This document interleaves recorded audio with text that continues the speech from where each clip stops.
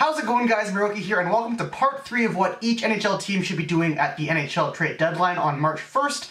This time we're talking about the crazy Metropolitan division. And I say crazy because this division is stacked. Washington, Pittsburgh, Columbus, and the Rangers all look like crazy good teams. Those 4 teams have basically guaranteed themselves a playoff spot already unless something absolutely crazy happens. And to be honest, even though they're currently in the 3rd spot in the Metropolitan, I think Columbus is going to drop down to the 1st wildcard spot, and New York will be the 3rd seed in the Metropolitan division. Anyway, that being said, let's first talk about the 4 teams that are not in a playoff spot currently. First off, let's talk about the Carolina Hurricanes, who are dead last in the Eastern Conference. They're going to be clear sellers at the deadline, and I'd look to move guys like Victor Stalberg and Jay McClement. They're both serviceable rental players that would help out any playoff team really in depth. Another guy that the Hurricanes might look at trading is Lee Stempniak, who has another year left on his contract after this year. Some teams might like that, knowing that they have the security that he'll be back again the year after. He's also putting up pretty decent numbers this year, so he's a guy you can plug into anywhere in your lineup and he'll make your team better. Carolina has a solid defensive prospect pool with Noah Hanifin and Brett Pesce already playing in the NHL, and they also have Jake Bean and Hayden Fleury coming up soon. They really just need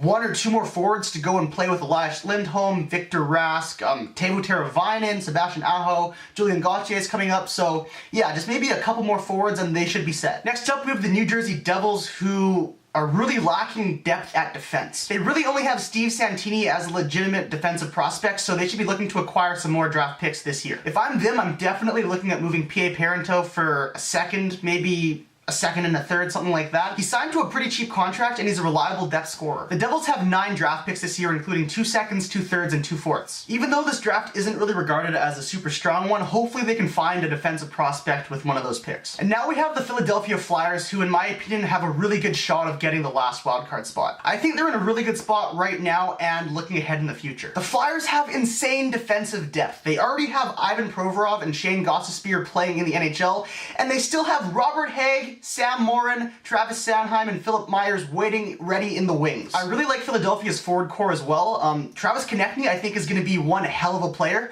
but I maybe would like to see them use their depth at defense to try and acquire another legit forward prospect. But that doesn't really have to be at the trade deadline. That could be in the summer, maybe at the draft, something like that. And now we have the super controversial New York Islanders, who have really caught fire as of late, and it looks like they might be able to overtake Toronto, Florida, maybe beat out Philadelphia for that final wildcard spot as well, which leads to the question, do you buy at the deadline? John Tavares has a year left after this season on his contract, and there's been some rumors that maybe he doesn't want to stay.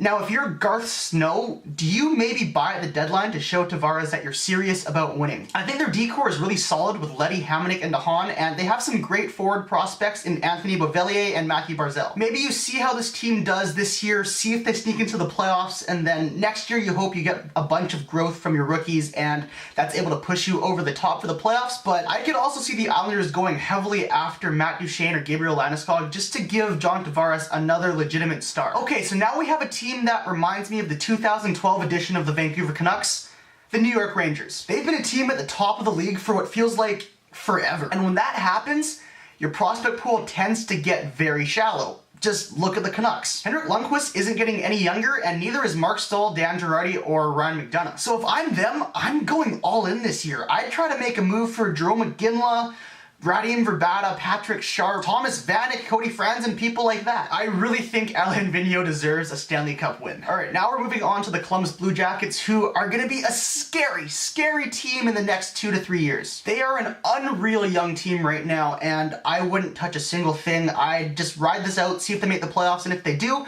that's awesome. They'll get some great playoff experience for the young guys, and they'll be even better for it next year. Sidney Crosby and the Pittsburgh Penguins. That team is just not fair, and they're my pick to win the Stanley Cup this year. I think they're going to repeat. They'll probably just try to add some depth players. They don't really have a lot of cap space to work with, and I wouldn't mess with what's working. And lastly, we have the Washington Capitals. This is literally Ovi's year to win it.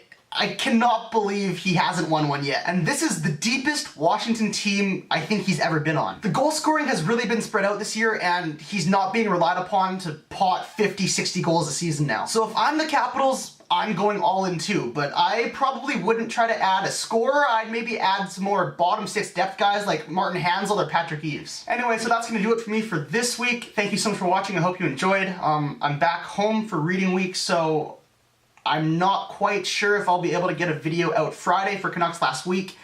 If I don't get one out Friday, then I'll probably have it out Sunday, just because I'm going to be traveling a bunch, and from Friday to Saturday to Sunday kind of thing. So, yeah, thank you so much again for watching, and I'll see you guys next week.